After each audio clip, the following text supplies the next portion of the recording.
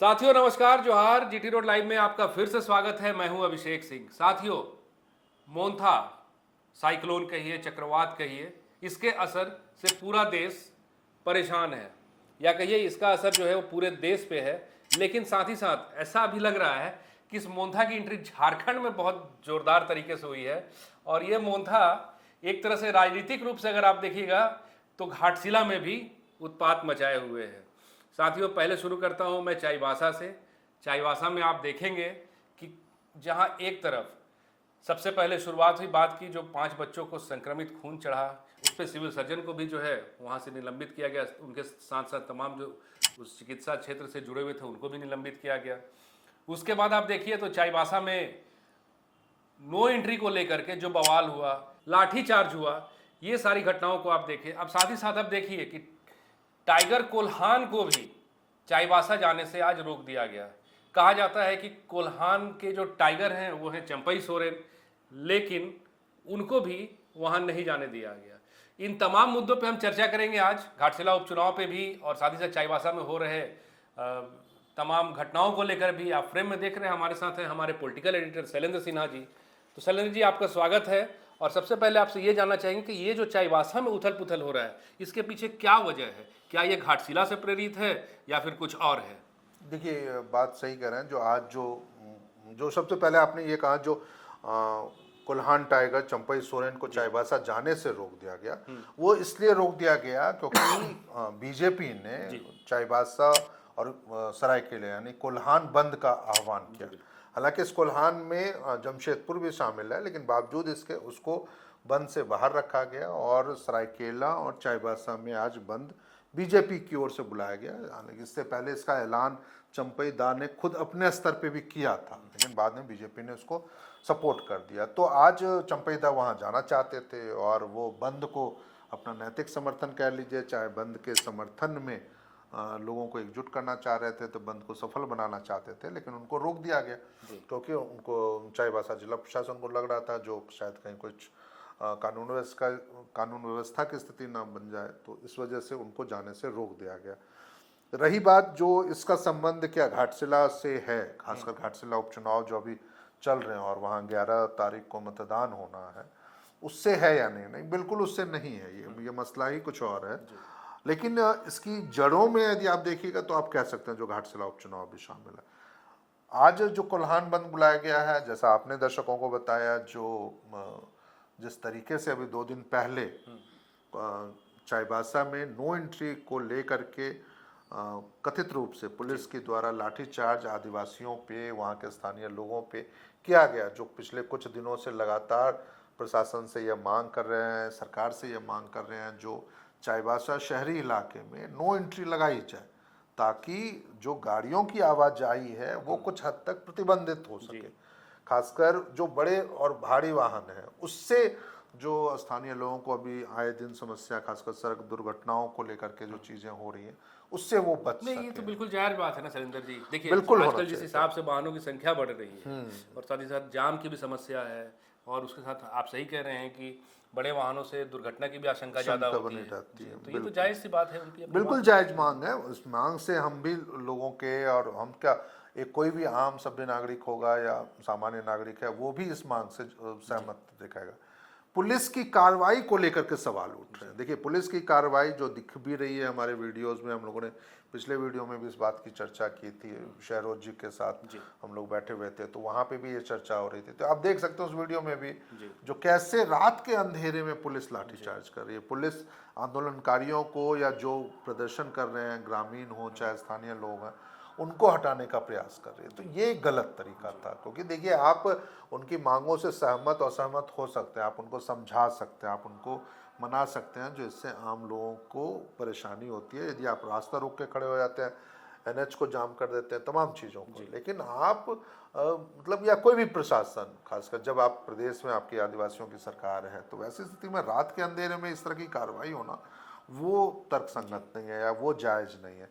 तो उन्हीं सब चीज़ों को लेकर के चंपई आज जाना चाहते थे वहाँ पर, और आदिवासियों के साथ अपनी एकजुटता दिखाना चाहते थे, ताकि कुछ एक हद तक आदिवासी मुद्दों को के आधार पर आप सरकार को घेरने की कवायद में जो बीजेपी पिछले कुछ महीनों से खासकर चंपईदा जुटे हुए हैं, चाहे वो नगरी का मसला हो, चाहे वो सिरमटोली का मसला हो, चाहे सूर्या हांसदा का मसला हो, चाहे बकायदा उन्होंने लिखा भी है, के बकायदा मसला अपने भी पोस्ट में उन्होंने पोस्ट लिखा में भी है उन्होंने कि बिल्कुल जिस सही तरह है से सर। उनको हाउस अरेस्ट किया गया था नगरी वाले मामले में, उसी तरह से यहाँ भी रोका गया है।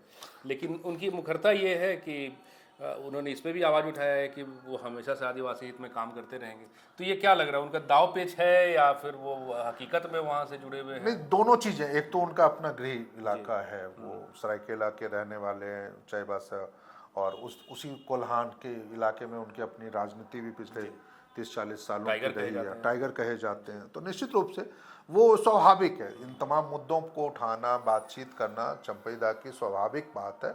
लेकिन उससे भी ज़्यादा जो एक गंभीर है वो यह भी है, जो आदिवासियों के बीच में बीजेपी की जो पैठ कह लीजिए, उसकी छवि कह लीजिए, चाहे जो भी है, वो कम हुई है। थोड़ा इनकी मुश्किलें बढ़ती हुई नजर आ रही है, क्योंकि आप देखिए कि जो एक अस्थिरता थी कि सोमेश के साथ साथ विक्टर सोरेन भी एक दावेदार थे, लेकिन अब वो खुल के सोमेश के समर्थन में आ गए हैं। तो क्या नहीं लग रहा आपको कि बीजेपी के लिए मुश्किलों से बिल्कुल बिल्कुल। देखिए, ये एक बहुत सही बात आप कह रहे हैं और सही बिंदु की ओर भी इशारा कर रहे हैं। जो सोमेश चंद्र सोरेन की राह बिल्कुल अब आसान होती दिख रही है। आसान होती इस नज़रिए से क्योंकि यही विक्टर सोरेन है जिन्होंने अपने एक पोस्ट से तहलका मचा दिया था। तहलका यह मचा दिया था जो वह रामदास सोरेन के सपनों को पूरा करने में हर संभव वो कोशिशें करेंगे, और उसके बाद से ये कयास लगने लग रहे थे। पिछले लगभग 1 महीने पहले की बात है ये, जब उन्होंने ये पोस्ट डाला था, और ये लग रहे थे क्या वो भी एक टिकट के दावेदार हैं। और उसके बाद हम लोगों ने भी चर्चा की थी, मीडिया में भी चर्चा थी, राजनीतिक हलकों में भी, जो क्या हेमंत सोरेन इस मामले में अब दखलंदाजी देंगे या नहीं, क्योंकि संभवतः यही एक वजह भी रही होगी जो शैलेंद्र जी इतना वक्त लगा एक नाम को तय करने में। बिल्कुल आप सही कह रहे हैं। तो सोमेश की भी दावेदारी थी अपने पिता की विरासत को लेके, अब उसके साथ उनके भतीजे विक्टर सोरेन की दावेदारी थी। इसलिए बीचों को चर्चा भी ये उठी थी जो क्या इन दोनों से बचते हुए सूरजमणि देवी जो दिवंगत शिक्षा मंत्री थे रामदास सोरेन, उनकी पत्नी को पार्टी टिकट ना देते। लेकिन बावजूद बीच में हेमंत सोरेन जी ने पार्टी अध्यक्ष होने के नाते उन्होंने ये पहल की जो अब, और अपने लोगों को मनाया, चाहे विक्टर सोरेन की बात हो चाहे दूसरे अन्य जो दावेदार रहे हैं, जो मनाते हुए और यह टिकट को दे दिया। तो अब जब सोमेश सोरेन कह रहे हैं जो वो विक्टर सोरेन यदि ये कह रहे हैं जो वो अब सोमेश की जीत के लिए हम काम करेंगे, तो निश्चित रूप से ये आसार नहीं तो बीजेपी की निगाहें तो इस पर जरूर होंगी, जो शायद उनके समर्थक क्या सोमेश को वोट करेंगे या नहीं करेंगे। लेकिन अब जब वो खुलकर सामने आ चुके हैं तो निश्चित रूप से जेएमएम कम से कम अब एकजुट दिख रहा है। तो ये एक जेएमएम के लिए भी, सोमेश चंद्र सोरेन के लिए भी और सत्ताधारी गठबंधन के लिए भी अब उनकी राह आसान होती दिख रही है, और बीजेपी के लिए तो मुश्किल बढ़ रही है क्योंकि उनके विरोधी एक एक करके अब यदि एकजुट हो रहे हैं। तो तमाम पिछले 2-3 वीडियो में हमने जिक्र भी किया इस बात का, प्रदीप बालमुचो की खामोशी, अब तक खामोश है।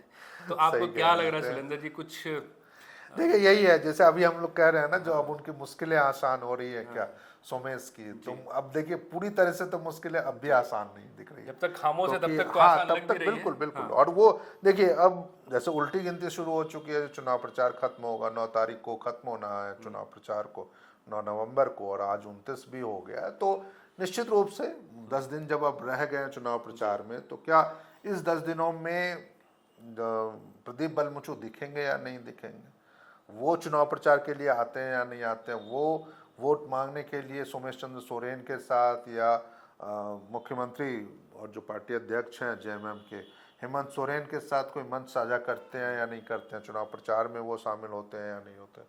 तो ये तमाम चीज़ें अभी भी इफ एंड बट्स में लगा हुआ है। यदि ये सारी चीज़ें हुई और यदि वो खुलकर सामने नहीं आए सोमेश के, तो बीजेपी के लिए वो एक अवसर हो सकता है जो वो उनको अंदर खाने में बना करके रख ले, और या तो फिर उनके समर्थक वोट देने के लिए ना निकले, वोटिंग जो परसेंट है या फिर वोटिंग जो है वो कम हो जाए, तो भी बीजेपी की एक बड़ी जीत हो सकती है। क्योंकि ये पिछली बार जो वोट हुए थे लगभग 98,000 कुछ वोट मिले थे जेएमएम को, तो उसमें एक बड़ा वोट बैंक जो था या एक बड़ा वर्ग जो था वो प्रदीप बालमुचो के समर्थकों का भी था। यदि उनके समर्थक अपने आप को इससे दूरी रख लेते हैं तो बीजेपी के लिए मुश्किलें उनकी आसान हो सकती हैं, क्योंकि उनको 76,000 वोट मिले थे और ये माना जाता है, उस इलाकों में ये चर्चा भी खूब रही है, कई बार हम लोगों ने भी इस बात को रखा है, जो 30 से 35,000 वोट जो हैं वो प्रदीप बलमुचू के हैं। तो वैसी स्थिति में यदि वो वोट कम होते हैं और वो 30,000 वोट यदि लोग नहीं निकलता तो संख्या बल तो फिर 65 से 70 के बीच में रह जाएगा जेएमएम के पक्ष में, और जबकि 76,000 वोट बीजेपी को मिला था, तो वैसी स्थिति में फिर उनका आंकड़ा बढ़ सकता। और यदि अभी जो देखिए कोल्हान की जो स्थिति है, कोल्हान से जो मुड़े हुए मुद्दे हैं, और यदि चंपईदा हो, चाहे बीजेपी हो, चाहे दूसरे जो सहयोगी दल हैं बीजेपी के, वो यदि लोगों को मना पाने में सफल रहे, जो आदिवासियों के मुद्दे पे कैसे हेमंत सरकार पिछले कुछ महीनों में या पिछले कुछ सालों में घेरती रही है, खासकर सूर्या हांसदा के एनकाउंटर के बाद, या फिर रिम्स 2 मसले को लेकर भ्रष्टाचार का मसला अलग है, तो यदि वो समझाने में कामयाब रही तो शायद एक बार फिर बीजेपी के लिए अवसर हो सकता है, जो वो 2014 में जब बीजेपी को पहली और एकमात्र बार जीत मिली है उस इलाके से, तो वो एक बार फिर से दोहरा सकता है ये मसला। एक चीज़ और है शैलेंद्र जी, मीडिया प्लेटफॉर्म पे खबरें आ रही है, सोशल मीडिया के मंचों पे भी है कि जेल के एम के कार्यालय में वहाँ पे तोड़फोड़ हुई, और कुछ बड़े बड़े जेल के एम के नेताओं का भी ऐसा बयान है। तो क्या ऐसा लग रहा है कि कुछ इसके पीछे उनकी जो और दो पक्ष हैं, जैसे एनडीए फोल्डर और इंडिया फोल्डर, इनमें कुछ घबराहट हो रही है क्या, एक त्रिकोण बनते हुए देखकर? ये घटना थोड़ा सा वही है जो सोशल मीडिया में वायरल तो जरूर है, लेकिन क्या इस मामले में जेलकेम ने कोई अपनी शिकायत दर्ज कराई है पुलिस के सामने या नहीं की है, या फिर ये एक खबर बन के बस रह गई है? क्योंकि कई बार होता है जो आप अपने व्यूज़ पाने के लिए या फिर आप अपने समर्थकों को मोटिवेट करने के लिए कुछ इस तरह की घटनाएं भी सामने आती रहती हैं, तो ये एक मसला अलग बात है। लेकिन हाँ, ये एक घटना आप इसको इससे भी जोड़ के किसी हद तक देख सकते हैं, जो जिस तरीके से कुर्मी और आदिवासियों का आंदोलन पिछले 1.5-2 महीने में रहा है, और कैसे दोनों संगठन एक दूसरे के आमने सामने रहे हैं। यदि कुर्मी एसटी और एसटी में शामिल होने की मांग कर रहे हैं, अपनी भाषा कुर्माली को 8वीं अनुसूची में शामिल करने की मांग कर रहे हैं, तो आदिवासी समाज लगातार इसके खिलाफ एकजुट है, और वो कई बार कर रहे हैं। तो क्या कहीं इस एंगल से भी देखना पड़ेगा, जो वो घटना यदि सच में हुई है तो क्या इसका कोई प्रभाव वहाँ पे मिल रहा है या नहीं? क्योंकि आज यदि आप वोट वहाँ मांगने जा रहे हैं तो 30 से 35,000 वोट जो है वो कहा जा रहा है जो कुर्मियों की वहाँ पर है वोट बैंक उनका, लेकिन उसके बाद जो लगभग 2-2.5 लाख मतदाता हैं वो तो आदिवासी हैं। तो वैसी स्थिति में क्या आदिवासियों का एक वर्ग जो है, जो आपकी इन मांगों से सहमत नहीं है, जो कुर्मियों को एसटी में शामिल किया जाए या कुर्माली भाषा को 8वीं अनुसूची में से, तो क्या उनकी नाराजगी कहीं इन घटनाओं के पीछे तो नहीं है? तो ये एक देखना होगा, या फिर एक वही बात कर सकते हैं, क्योंकि देखिए लोकतंत्र है या चीज़ें हैं, कई बार हम लोगों ने देखा भी है, जो आप अटेंशन पाने के लिए कुछ इस तरह की घटनाएं या फिर उस तरह के खबरें जरूर सोशल मीडिया में वायरल होती हैं, जिसका कोई आधार नहीं होता है। तो ये एक है, लेकिन हाँ, ये एक हो भी सकता है, यदि मान लीजिए जेएलकेएम के उम्मीदवार रामदास मुर्मू के समर्थन में कुछ बेहतर माहौल बनता है, तो फिर बीजेपी जेएमएम के लिए तो मुश्किलें बढ़ सकती हैं चुनाव में। और क्योंकि देखिए पिछली बार भी वो 8,000 वोट लेके आया था, तो ये जरूर है जो वो जीतने की स्थिति में तो नहीं है, लेकिन कम से कम वोट परसेंटेज या वोट की संख्या जरूर उनकी बढ़ सकती है, जिससे मतलब लगे जो हाँ आने वाले दिनों में वो एक मजबूत कड़ी वहाँ पे या एक मजबूत कोण बना सकते हैं चुनाव में। तो साथियों, बिल्कुल सही कहा शैलेंद्र सिन्हा जी ने कि जो है वो वोट है, वोट करना है आपको, वोट करना है हमें, वोट करना है इस देश के तमाम नागरिकों को, वोट करना है घाटशिला के तमाम नागरिकों को, और ये आपका अधिकार भी है। लेकिन फिर वही बात है कि जीत किसकी होगी और हार किसकी होगी, इसका तो हमें इंतजार ही करना होगा, और ये तय होगा साथियों 14 नवंबर को, जिस दिन मतों की गणना होगी और जिस दिन फाइनल रिजल्ट घोषित होगा। आज के लिए साथियों इतना ही। जाते जाते आपसे वही आग्रह है कि अगर आपने हमारे चैनल को सब्सक्राइब नहीं किया है तो ज़रूर कर लीजिए, हमारे वीडियो को लाइक ज़रूर कीजिए, शेयर ज़रूर कीजिए, कमेंट ज़रूर कीजिए। आज्ञा दीजिए। नमस्कार।